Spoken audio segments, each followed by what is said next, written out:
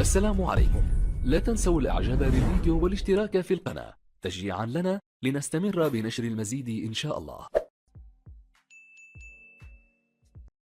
السلام عليكم أعزائنا الكرام. موعد مباراة النصر والعدالة في الجولة 22 الدوري السعودي 2023 والقنوات الناقلة للمباراة.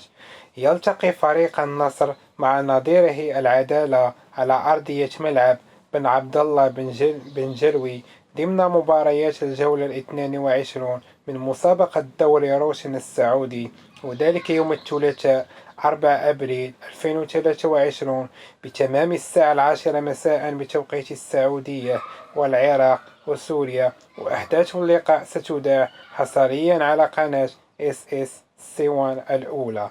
ما هي توقعاتكم لنتيجة النصر ضد العدالة؟